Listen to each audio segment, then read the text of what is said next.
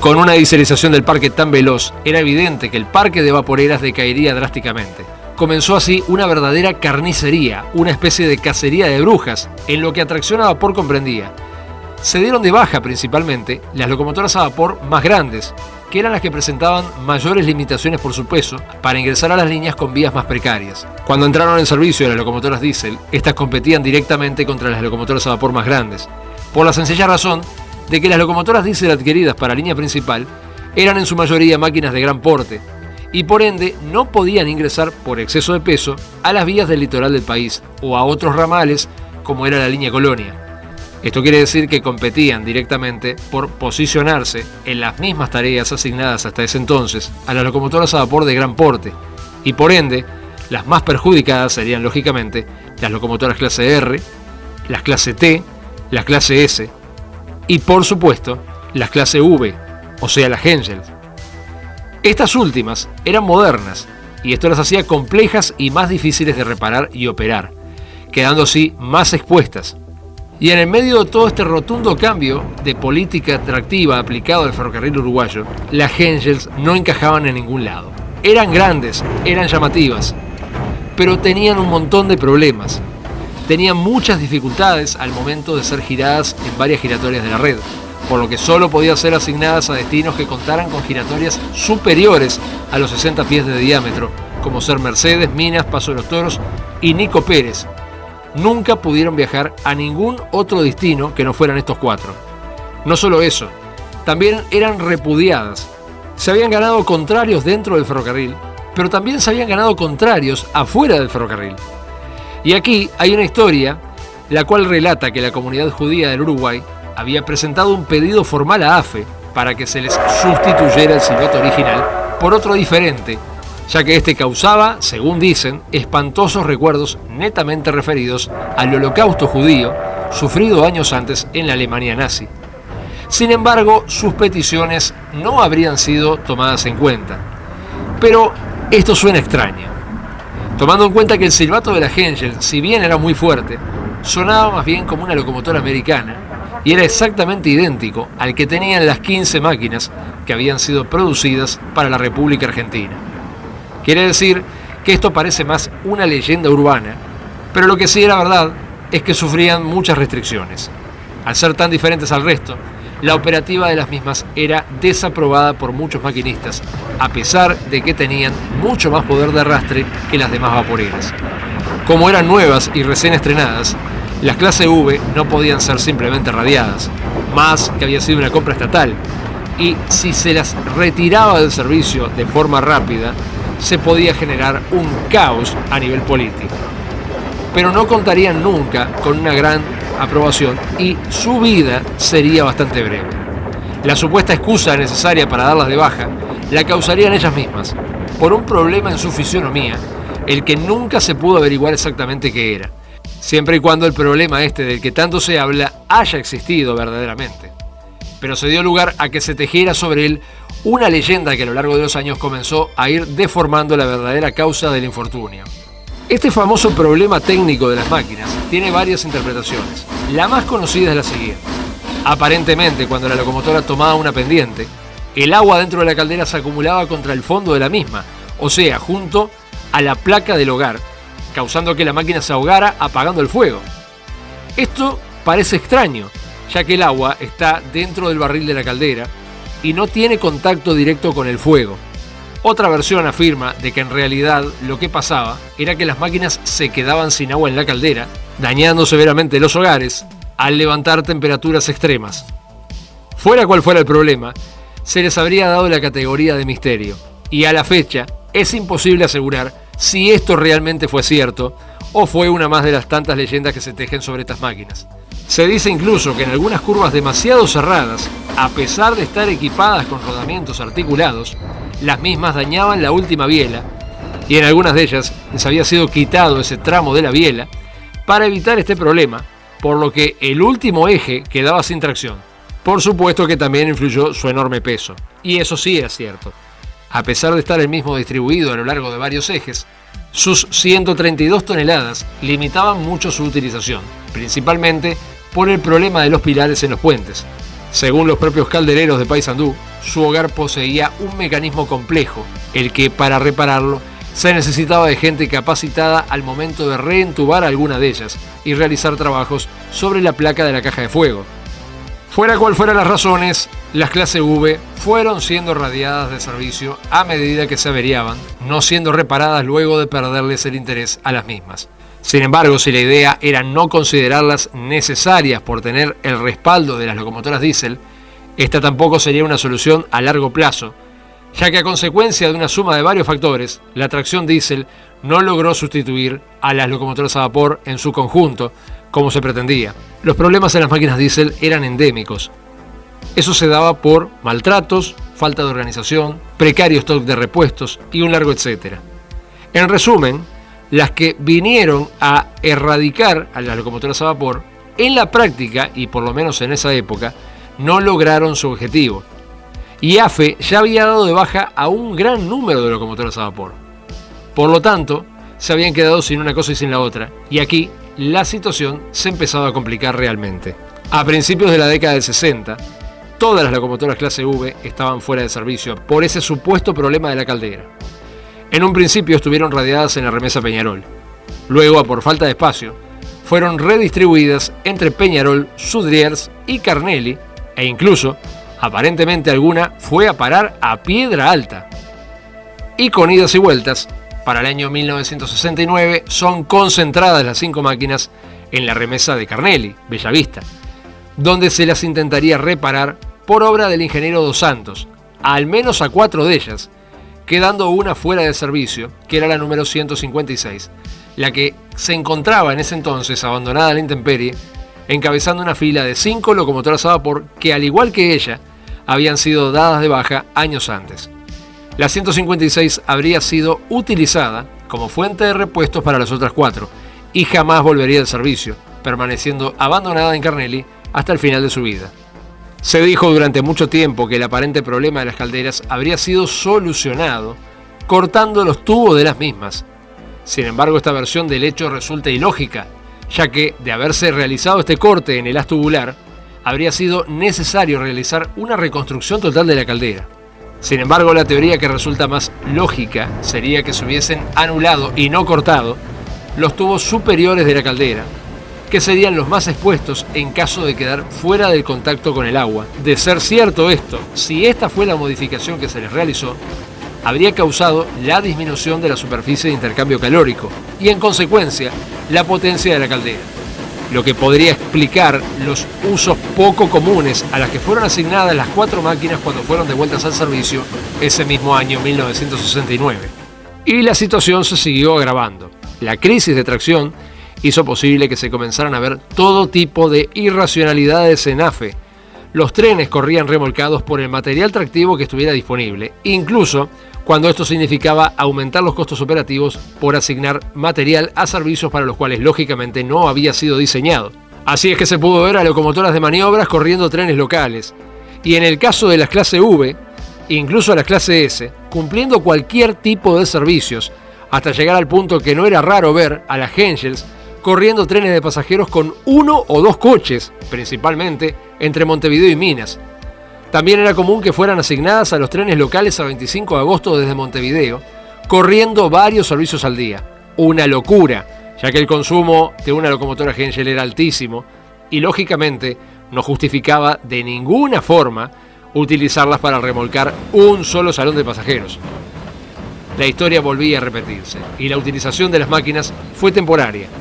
Ya en el año 1971, 2 años después de haber sido recuperadas, algunas habían dejado nuevamente el servicio, como era el caso de la 160, seguida posteriormente por la número 157, que permaneció un tiempo más en servicio, quedando así solamente la 158 y la 159 en condiciones de operar. Esta última era fácilmente reconocible, ya que su silbato sonaba aún más fuerte y agudo que el de la 158. A principios de 1974, a la máquina número 158 se la comenzó nuevamente a reparar en Peñarol, siendo finalmente devuelta al servicio en noviembre del mismo año, cuando fue fotografiada para la posteridad al partir al anochecer de la estación Carnelli con un tren de cisternas sumando un peso de 600 toneladas que tenían como destino la ciudad de Paso de los Toros. Un ingeniero de origen japonés que trabajaba en los talleres de Peñarol por aquellos años explicaba que el hecho de haber reconstruido nuevamente la 158 había sido un capricho del directorio, que la necesidad de contar con dicha locomotora en actividad era algo ridículo, que con el costo de la reparación de esa máquina habría sido posible recuperar al menos a 3 locomotoras Kawasaki para servicios de maniobras. Pero económicamente rentable o no, la 158 volvió a correr durante algunos años más. Esta máquina era utilizada para correr el tren carguero número 197, que salía a las 22:30 de Carnelli, con destino a Paso de los Toros. Más tarde fue posible verla en los locales a Minas, regresando luego a Central, donde se la recuerda llegando al andén número 5 de la estación. Para el día 31 de diciembre de 1975, las máquinas 157, 159 y 160 figuraban ahora como parque inactivo, a estudio su situación a futuro, a pesar de que la realidad lo que mostraba de ellas era un estado de desmantelamiento severo, en algunos casos como la 157 especialmente, que hasta la tapa de la caja de humos le había sido quitada. La única en servicio, con ciertas dificultades, continuaba siendo la 158, máquina que se había convertido ya a esta altura en la última clase V que se mantuvo en actividad. Las otras 4 máquinas jamás volverían a funcionar.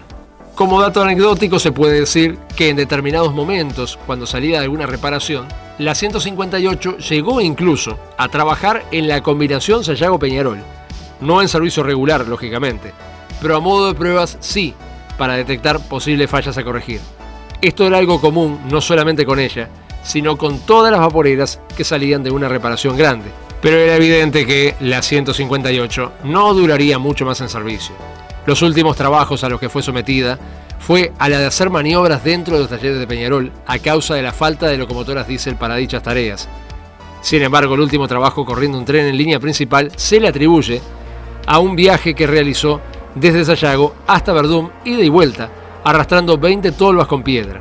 También se podría nombrar un hecho menor, pero la 158 fue utilizada como portada de un disco de vinilo de una banda de música uruguaya llamada Sonido Cotopaxi, donde en la portada de dicho disco aparece la Hengel y sobre ella, vestidos de blanco, los 6 integrantes de la agrupación.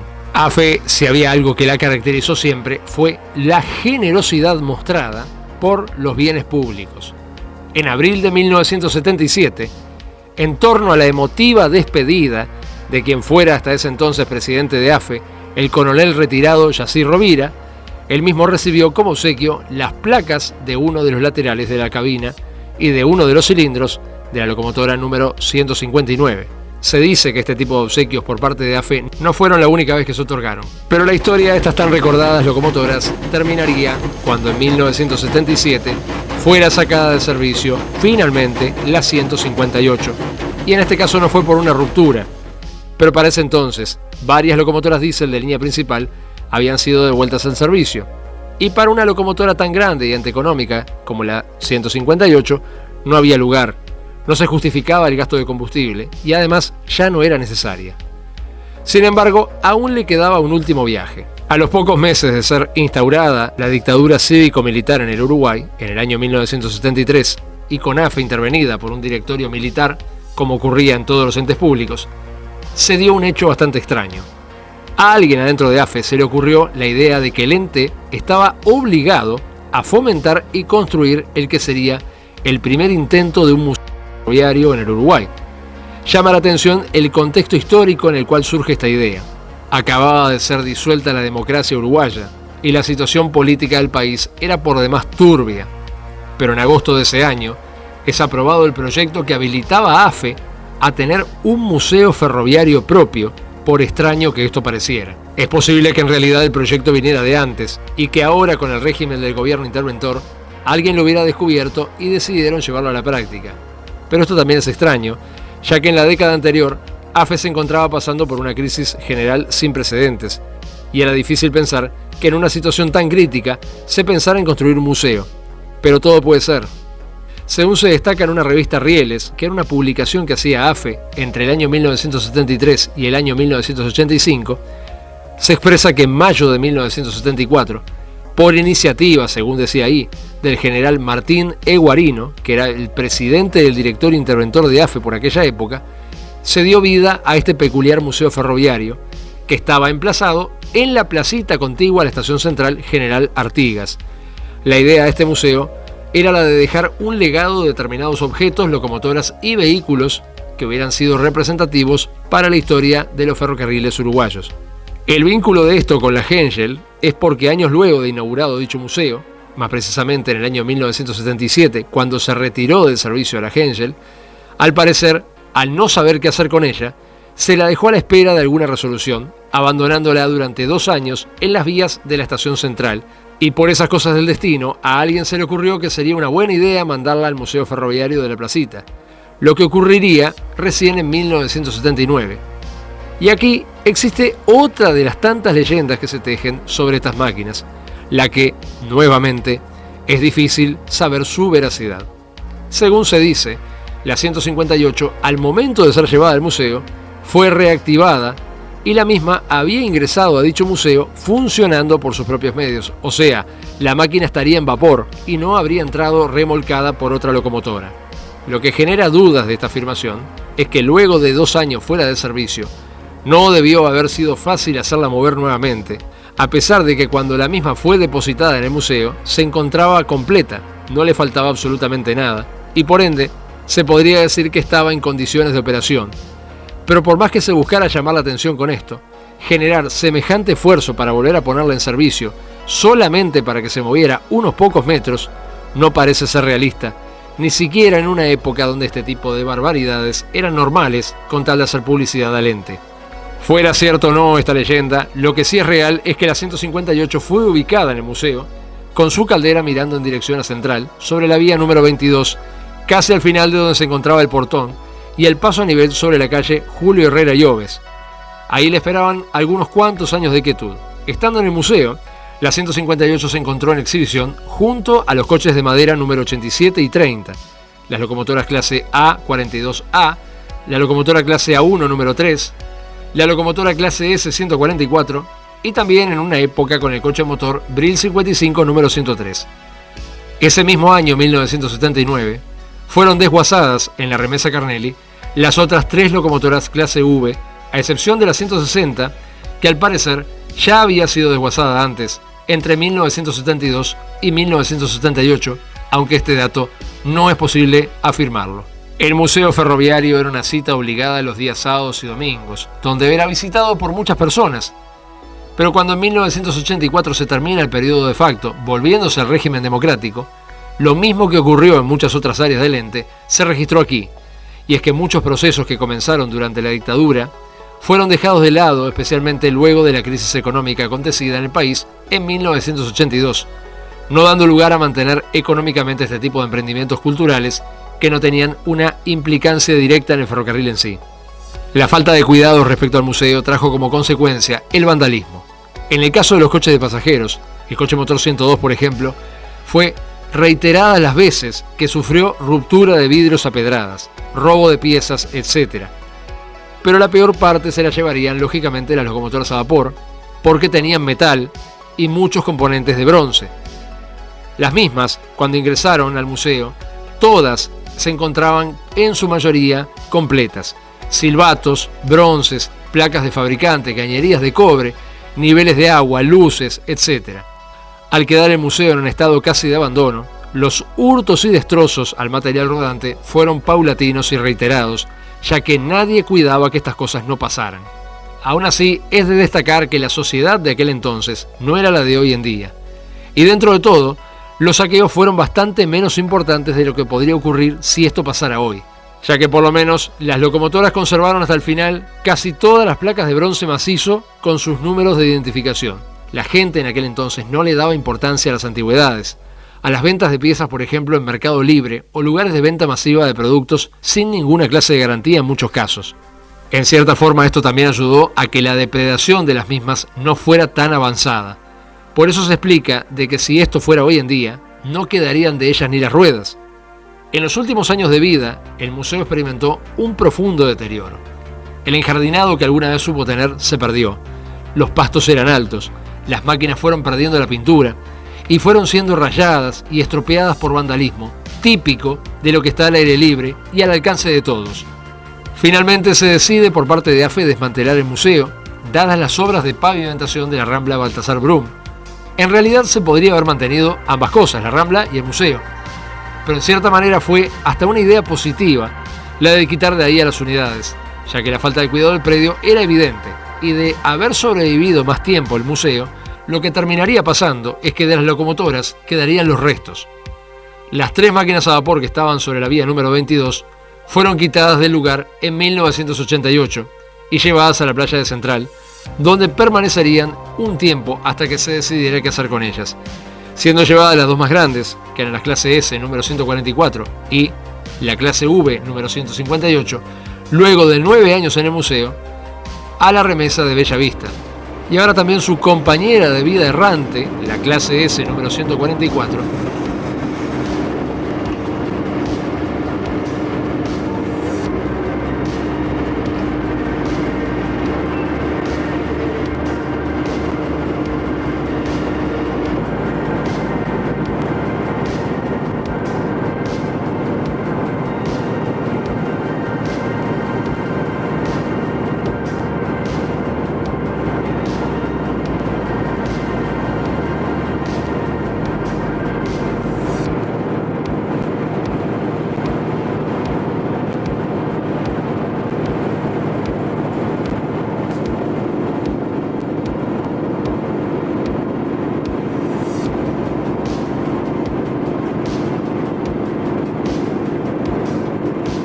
fueron siendo movidas por diversas causas entre la estación Bella Vista y la estación Central.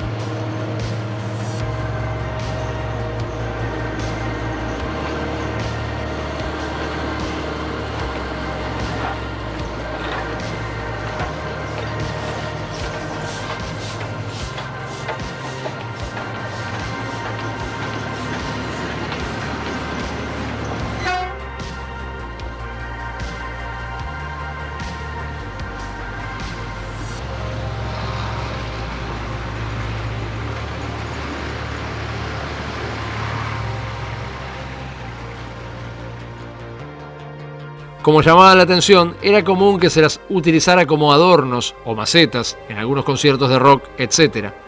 Existe también un dato anecdótico respecto a la 158. En el año 1992, la banda de heavy metal británica Iron Maiden tocó por primera y única vez en el Uruguay. El lugar elegido para el show fue la estación central de Montevideo, y como la locomotora Hengel número 158 se encontraba en ese entonces casualmente estacionada en la playa de maniobras de dicha estación, los músicos británicos, encabezados por Bruce Dickinson, vieron oportuno tomarse algunas fotografías de prensa con ella, subidos a la plataforma delantera de la misma.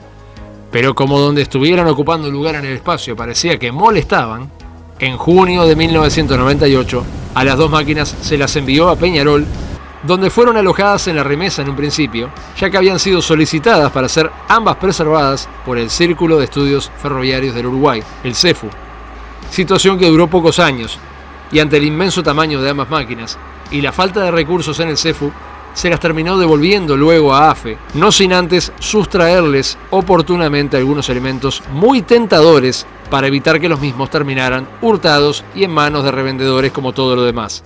CEFU, consciente de que ya de por sí ambas máquinas estaban sumamente saqueadas, decidió retirarle a la 158 su foco principal, el único que le quedaba de los 3 frontales originales. Esta maniobra de parte del CEFU evitó que al menos estas piezas se perdieran y se les dio otros usos. En el caso del farol de la Henschel, desde 1995 hasta 2007, el mismo fue utilizado por CEFU para otra locomotora de vapor que sí se encontraba en condiciones de marcha. Una máquina mucho más chica que la Henschel. En este caso, se trataba de la locomotora ANP número 3, que era preservada en condiciones de servicio por la institución, como así también los lubricadores de la Henschel que le fueron adaptados hasta la actualidad a la locomotora número 3. Y en 2007, cuando se le construyó un nuevo farol a la locomotora número 3 imitando el original, el viejo farol que había sido de la 158 pasó a ser preservado como pieza histórica para el museo de la institución hasta la actualidad, donde es posible apreciarlo en el museo que dicha institución tiene en la estación Peñarol. CEFU además preserva 3 cajas de bombillas eléctricas de origen alemán, que eran las que utilizaban las 5 locomotoras Henschel en los focos frontales. Cuando CEFU devolvió a las 158 y 144 a AFE, alegando a que las mismas molestaban en la remesa, las retiró, y existió en este interín un proyecto bastante extraño por iniciativa de un ferroviario que era jefe de remesa, el que pretendió como proyecto personal recuperar a la 158 para volverla a poner nuevamente en condiciones de operar. Se solicitó apoyo técnico al propio CEFU, pero ante la presentación de los costos por parte de dicha institución, que insumiría reconstruir a la Henschel para volverla a poner en condiciones de trabajo, era clara la falta de recursos económicos de parte de AFE, y se decidió al menos reconstruirla estéticamente, dándole una mano de pintura para poder utilizar a la Henschel, por lo menos para exposiciones, como muestra estática.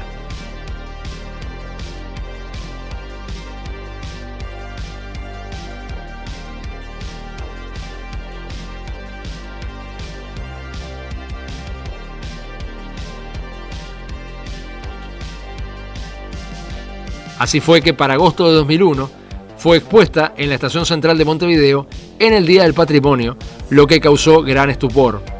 Luego de esto fue llevada nuevamente a Peñarol y dejada semicubierta junto con el coche presidencial número 515.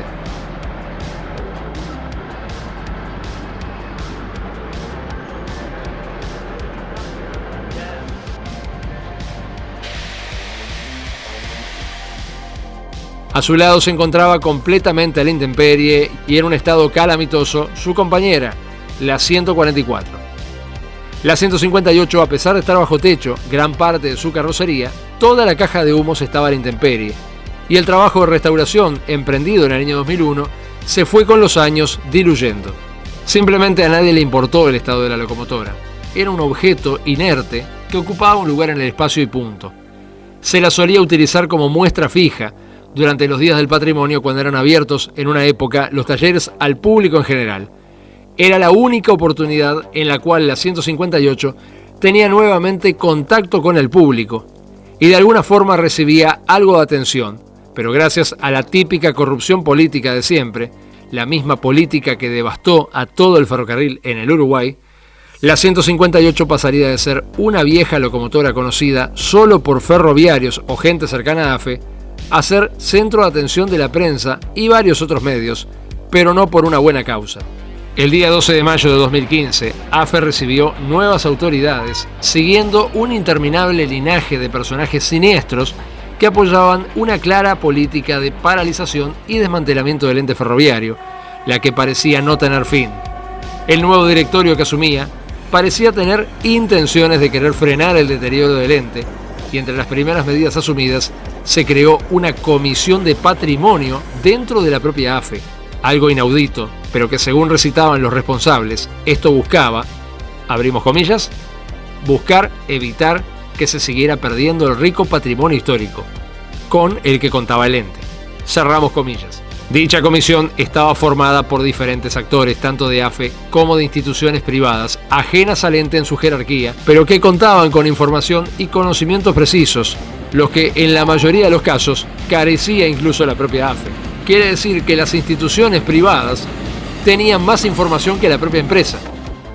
La comisión era integrada por el Círculo de Estudios Ferroviarios del Uruguay, el CEFU, la Asociación Uruguaya Amigos del Riel, AUAR, la Unión Ferroviaria, que era uno de los sindicatos de AFE, el Museo Ferroviario de Empalme Olmos y, por supuesto, por la propia AFE.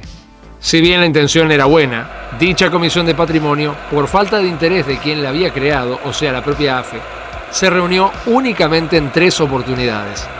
Y cuando el Nobel Directorio, que fue considerado a su vez uno de los más corruptos de la historia del ente, vio que dentro del patrimonio del ente existían elementos que podían ser de beneficio de alguno de sus integrantes, se quitó de encima rápidamente a la comisión creada por ellos mismos al considerarla una piedra en el zapato de las intenciones que se traían entre manos.